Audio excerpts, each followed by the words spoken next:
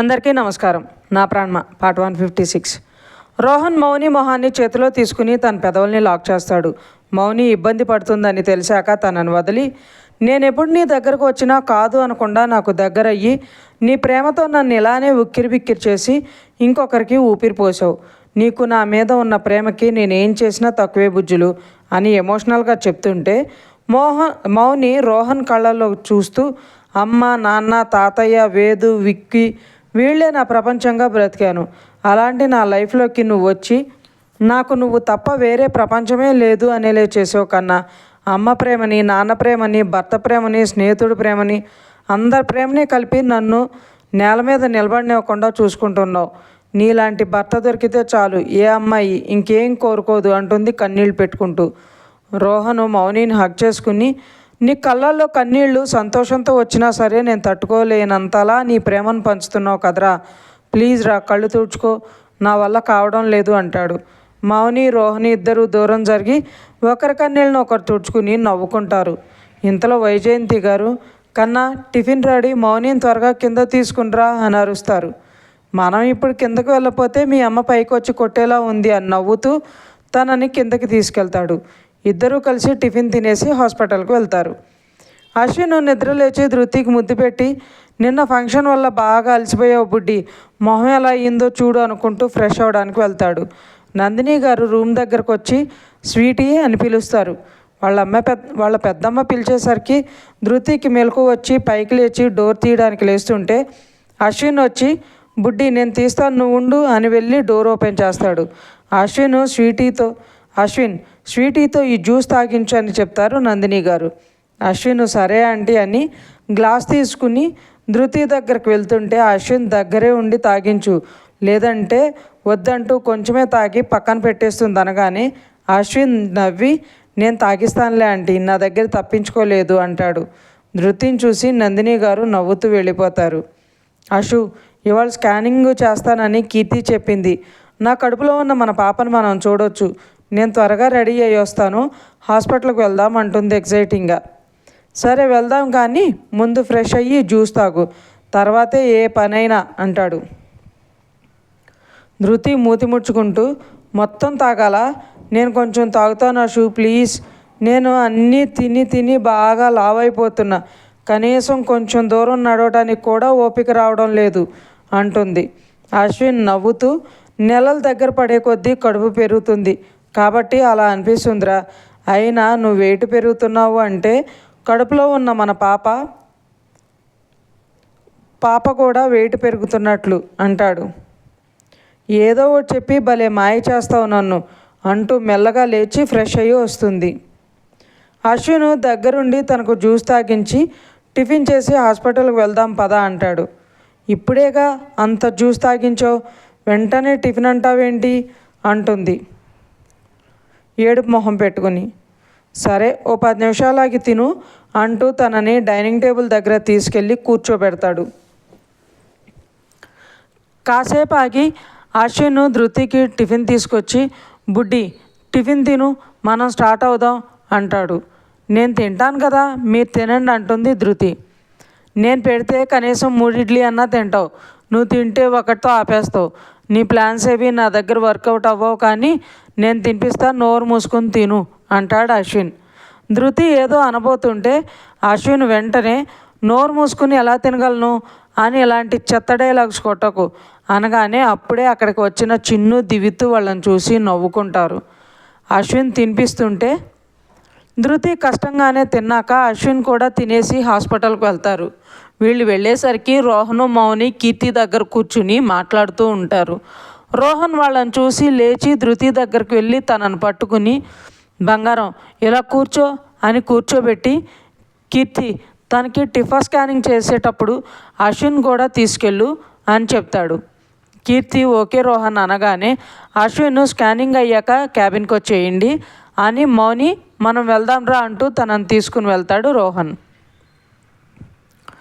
మౌని బయటకు వెళ్ళగానే పక్కనే పెయిన్స్తో గట్టిగా అరుస్తూ వెళ్తున్న నిండు గర్భిణిని చూసి రోహన్ చెయ్యి గట్టిగా పట్టుకుని, కన్నా రేపు నేను కూడా అలా అరుస్తానేమో కదా, అప్పుడు నన్ను కోపడకు, నువ్వు తమాషాకి నన్ను అరిచినా నాకు బాధగా ఉంటుంది అంటుంది మౌని. రోహన్ నవ్వుతూ మౌని చుట్టూ చెయ్యేసి ఇలా చూడు అని తన తెలెత్తి, నా బుజ్జులు దేనికి భయపడదు, నాకు తెలుసు. అయినా నా కోసం బుల్లెట్కే ఎదురెళ్ళిన దానివి. డెలివరీ నీకు ఒక లెక్క. అయినా నీ డెలివరీకి నీ పక్కనే నేను ఉంటాగా. నా ప్రాణం అయ్యావే నువ్వు. అలాంటిది నీపై అరుస్తానా? నిన్ను అరిచినా నన్ను నేను అరుచుకున్నట్లే, అర్థమవుతుందా అంటాడు. మౌని కళ్ళనీళ్లతో రోహన్ని చూస్తూ అని తలూపుతుంటే, నీ కంట్లో కన్నీళ్ళు నేను చూడకూడదని చెప్పానా అని రోహన్ అనగానే మౌని కళ్ళు తుడుచుకుని నవ్వుతూ రోహన్ చేయి పట్టుకుని క్యాబిన్లోకి వెళ్తుంది. కీర్తి స్కానింగ్ చేస్తూ కాళ్ళు, చేతులు, ముక్కు అంటూ చూపించి బేబీ హార్ట్ బీట్ కూడా వినిపిస్తుంది. అశ్విన్ బేబీని చూసి ఎమోషనల్ అవుతూ ధృతి చెయ్యి గట్టిగా పట్టుకుంటాడు. ధృతి కూడా అశ్విన్ని అర్థం చేసుకుని తన చెయ్యిని నొక్కిపట్టి పట్టుకుంటుంది. బేబీ గ్రోత్ చాలా బాగుంది ధృతి. నార్మల్ డెలివరీ అవ్వాలంటే బాగా ఎక్సర్సైజ్ చేయాలి అని చెప్తుంది కీర్తి. అశ్విన్ ధృతిని చూసి, వింటున్నావా అని, ఎక్సర్సైజ్ కాదు కదా, కనీసం వాకింగ్ కూడా చేయడం లేదు కీర్తి. ఏమన్నా అంటే నువ్వు ఎక్కువ తినిపించావు, పొట్టబరువుగా ఉంది, అస్సలు నడవలేకున్నా అంటూ కహానీలు చెప్తుంది అంటాడు. ధృతి అశ్విన్ వైపు కొరకొర చూస్తుంటే కీర్తి నవ్వుతూ, ఒక్క 2 months అశ్విన్ చెప్పినట్లు విను ధృతి, తర్వాత నీ ఇష్టం అంటుంది. ధృతి సరే కీర్తి, వాకింగ్ చేస్తాను అని ఇద్దరు రోహన్ దగ్గరకు వెళ్తారు. రోహను ధృతికి జాగ్రత్తలు చెప్పి పంపిస్తాడు. అశ్విన్ రూమ్లో ధృతి కబోర్డ్ దగ్గర ఉంటే అశ్విన్ లోపలికి వచ్చి తనను చూసి, బుడ్డి ఏం వెతుకుతున్నావు అంటాడు. రిపోర్ట్స్ అన్నీ లోపల పెడుతున్నా అశు అంటుంది ధృతి. నేను సర్దుతా కదా అని తన దగ్గరకు వెళ్ళి అన్నీ సరిగ్గా పెట్టి, పడుకో కాసేపు అని తనని బెడ్ దగ్గర నడిపించుకుని తీసుకుని వెళ్తాడు అశ్విన్. కాసేపు ఆగి పడుకుంటాను, పడుకుంటే నిద్ర రావడం లేదు, పాప ఒకటే కదులుతూ తంతుంది అంటుంది ధృతి. అశ్విన్ నవ్వుతూ బెడ్ మీద కూర్చుని ధృతిని తన ఒళ్ళో కూర్చోబెట్టుకుని పొట్ట మీద తలపెట్టి, చిట్టి తల్లి, ఆ అమ్మని ఇబ్బంది పెట్టకు, నాన్న నీకోసం చాలా వెయిట్ చేస్తున్నాడు, నువ్వు త్వరగా బయటకు వచ్చే చిట్టి తల్లి అనగానే బేబీ ఒకటే కదులుతుంటుంది. అశ్విన్ నవ్వుతూ పొట్ట మీద ముద్దు పెట్టి, నా చిట్టి తల్లి చాలా హ్యాపీగా ఉందే, నాన్న నీతో రోజు మాట్లాడుతున్నాడు కదా, అందుకే హ్యాపీగా ఉన్నావా అని అడుగుతాడు. మీ తండ్రి కూతుళ్ళ మాటలు అయితే నేను వెళ్ళి పడుకుంటాను, ఎక్కువసేపు కూర్చోలేను, బ్యాక్ పెయిన్ వస్తుంది అనగానే సారీరా పడుకో అని తనని బెడ్ మీద పడుకోబెట్టి ధృతి కడుపు మీద చెయ్యేసి తను కూడా అలానే పడుకుంటాడు. రోహను మౌని ఇంటికి రాగానే వైజయంతి గారు వెళ్ళి జ్యూస్ తెచ్చి, మౌని ఇది తాగి వెళ్ళుమా అంటారు. మౌని నవ్వుతూ జ్యూస్ తీసుకుని తాగి తన రూమ్లోకి వెళ్తుంది. రోహను తనతో పాటు పైకి వెళ్ళి, ఎందుకు బుజ్జులు అంత కష్టంగా తాగడం, ఇందాకే తాగాను అని చెప్పొచ్చు కదా అంటాడు. అమ్మ నా మీద ప్రేమతో చేసి తీసుకొచ్చింది కన్నా తనని బాధ పెట్టడం నాకు ఇష్టం లేదు, అందుకే తాగేశాను అంటుంది మౌని. రోహన్ మౌనిని పట్టుకుని, I'm lucky to have you in my life అంటాడు.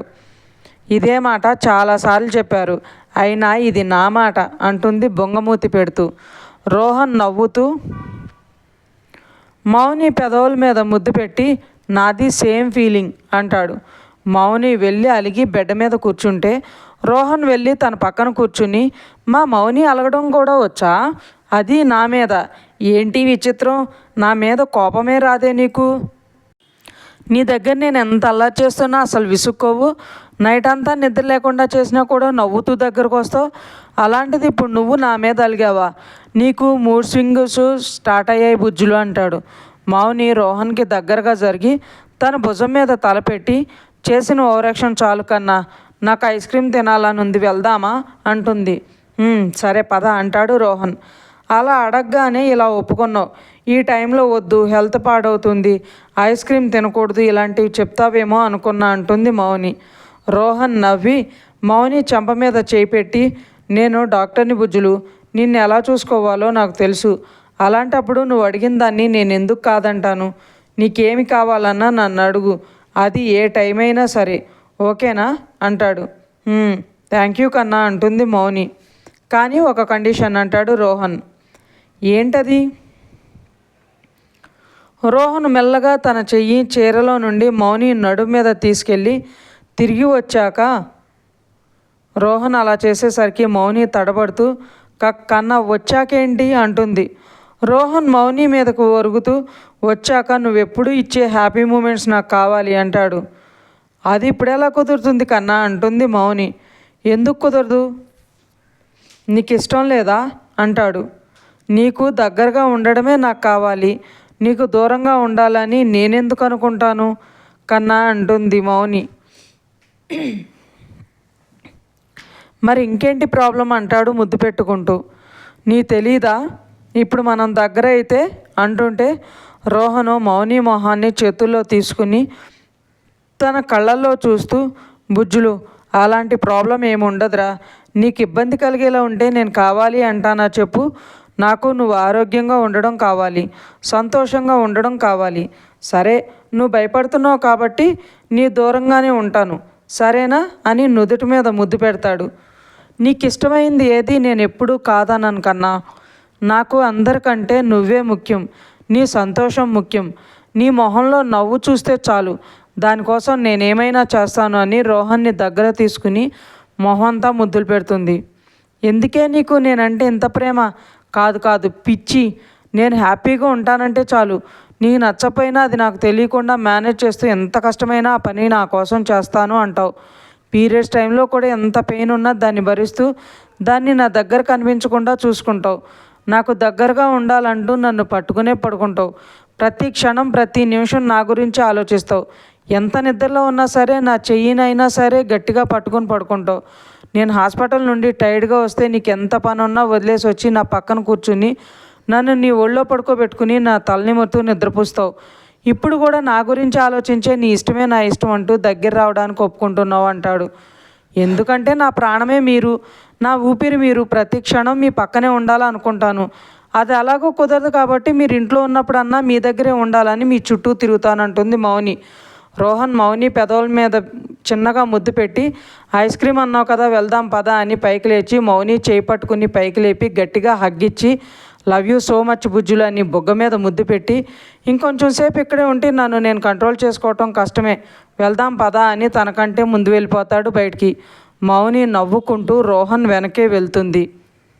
ఇంకా ఉంది ఫ్రెండ్స్. మీకు ఈ స్టోరీ నచ్చినట్లయితే లైక్ చేయండి, సబ్స్క్రైబ్ చేయండి. ఇంతలా ఆదరిస్తున్నందుకు థ్యాంక్ యూ సో మచ్.